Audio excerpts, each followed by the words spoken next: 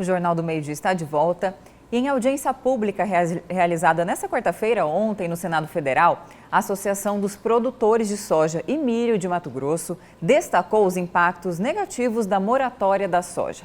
A manifestação foi uma resposta à recente decisão do Supremo Tribunal Federal, que suspendeu a lei estadual que buscava retirar incentivos fiscais das empresas que assinaram este acordo.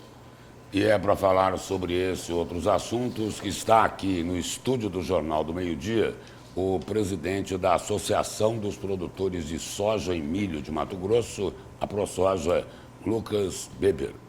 Boa tarde, presidente. Seja bem-vindo aqui ao Jornal do Meio-Dia. Boa tarde, bem-vindo. Boa tarde, um prazer poder conversar com vocês. Presidente, lá nessa audiência do Senado, o que é que o senhor destacaria como avanço para superar essa polêmica aí da moratória da soja que tanto prejudica os produtores de Mato Grosso?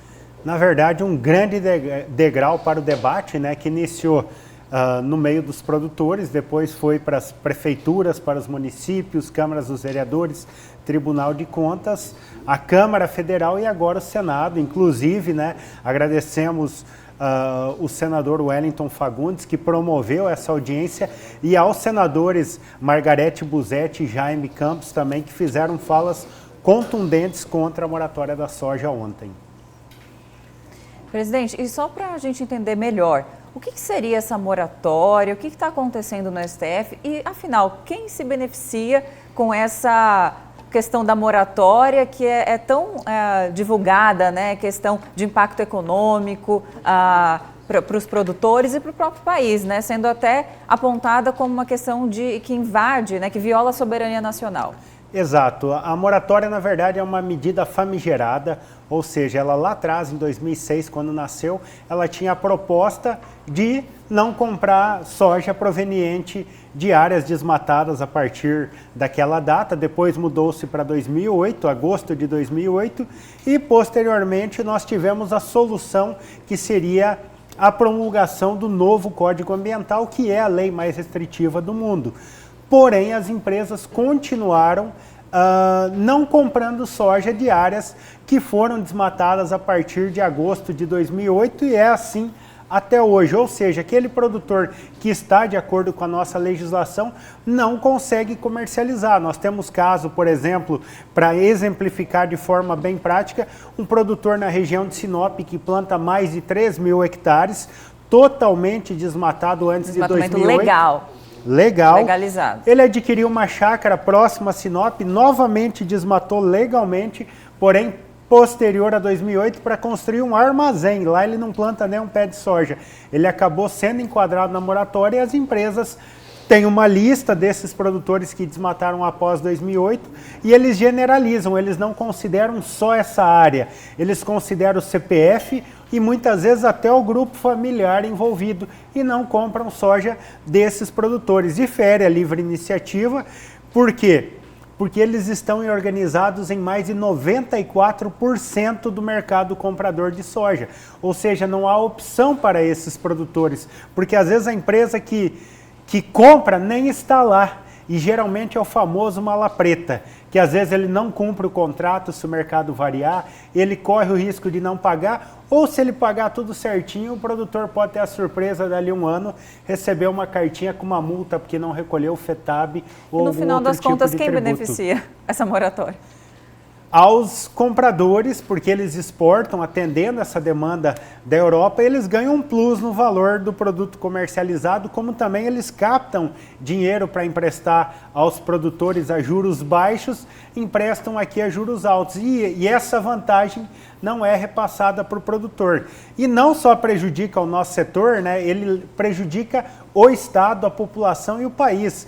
Por quê? Porque aqueles municípios onde houve o desmatamento legal, lembrando sempre, sim, depois de 2008, tem alguns municípios que ocorreu em grande parte após isso, o produtor não tem essa opção de escolher a cultura mais rentável, mais vocacional ele plantar, principalmente após a guerra comercial Estados Unidos e China em 2019, Mato Grosso, com a ligação com o porto de Miritituba, nós demos um salto aqui no estado de 9,6 milhões de hectares de soja para 12,7 nessa safra. E novamente agora, com esse novo tarifaço do Trump, temos essa oportunidade. Medidas como a moratória não deixam esses municípios se desenvolverem.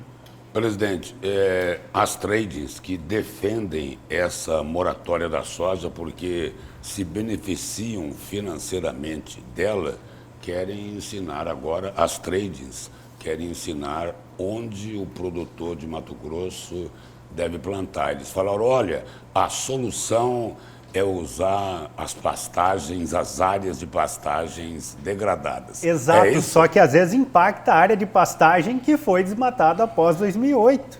Esse que é o maior problema.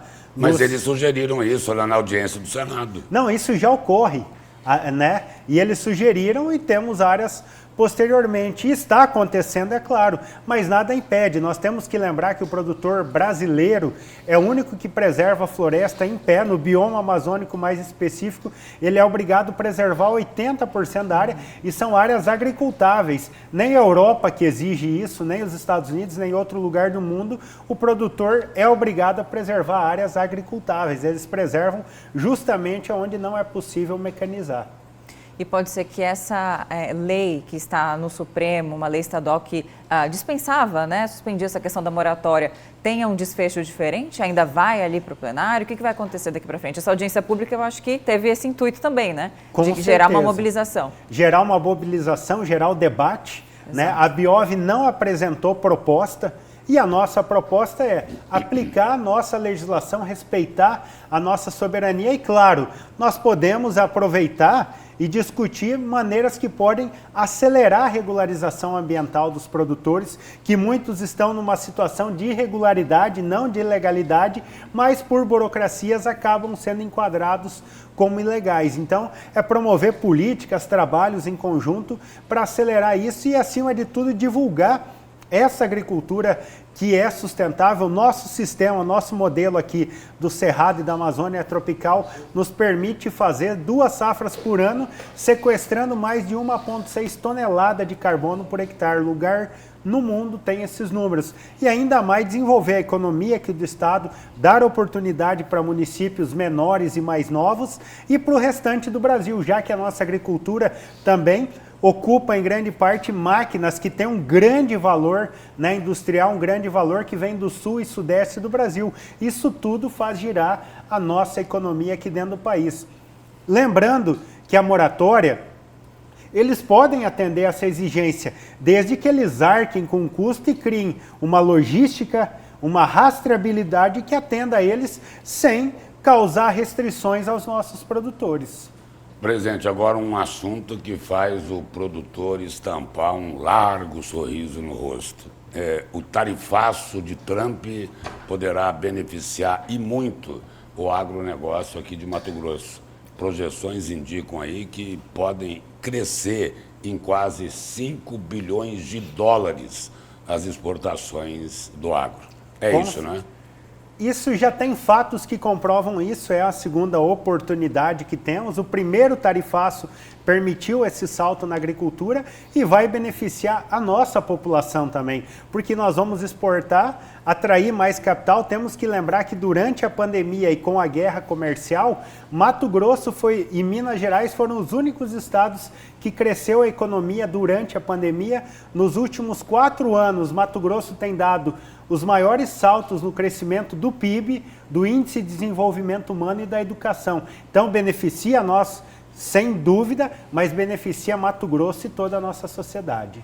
Agora, presidente, falando do ponto de vista econômico e para o consumidor daqui de Mato Grosso, será que este aumento, né, de 5 bilhões de dólares, como o Lúcio trouxe, essa estimativa, não vai fazer com que se alavanquem as exportações e aí a carne vai ficar um pouco mais cara? Qual que é a projeção? Nós temos que entender uma coisa, o nosso mercado é globalizado. Sim. Né? A Argentina já fez isso no passado, ela exportava mais de 700 milhões de toneladas de carne ano, ela restringiu as exportações e na época caiu para depois pouco mais de 40 mil toneladas, e chegou num ponto que desestimulou a produção, porque não tinha preço, não tinha saída, o pessoal abateu as matrizes, chegou num ponto que novamente faltou alimento. Então nós vivemos num mercado globalizado e temos que lembrar que nós perdemos muito valor no frete até os portos para exportar. Se logística daqui a caríssima, pouco, né, aqui no daqui a no pouco Brasil. nós restringir, vai desestimular, futuramente nós vamos ter que importar. Aí, além de ter aquele preço porto, nós temos que pagar a logística. Então, o nosso setor não é o problema para o preço dos alimentos nem da inflação, é a solução. Sim. Precisamos de políticas, principalmente juros mais atrativos para estimular maior produção aqui no estado e no país. Presidente, um outro tema bem polêmico aí. As entidades do agronegócio conseguiram fazer o governador Mauro Mendes recuar daquela proposta do confisco de terras para os desmatadores ilegais? Nós temos que agradecer e parabenizar o governador pela humildade de ele voltar atrás, dele refletir e abrir ao debate, ao diálogo, né? Nós cobramos muito o governador que isso poderia dar muitas margens à interpretação da lei, gerando insegurança jurídica e, acima de tudo, injustiça. Hoje nós temos ainda problema de grilagem, sobreposição de áreas, né, aqui no estado, nos cadastros de imóveis. Temos questão do GEL também, que está tendo sobreposição. Tudo isso pode incorrer numa interpretação de legalidade e tirar a terra de um inocente. Então, hoje, no estado, é menos de 2% dos imóveis que são considerados de desmatamento ilegal, e nós sabemos que a muitos ainda cabe, né, o direito da ampla defesa de provar que nem todos eles são ilegais. E dessa maneira, mudando a interpretação do STF, não por maneira de lei, podia gerar uma grande insegurança jurídica, né, não só para os produtores do estado, mas de todo o país. Presidente, obrigado pela presença e pelas informações aqui no Jornal do Meio Dia. Muito obrigado, Lúcio. Muito obrigado, Camila. Um prazer conversar com vocês.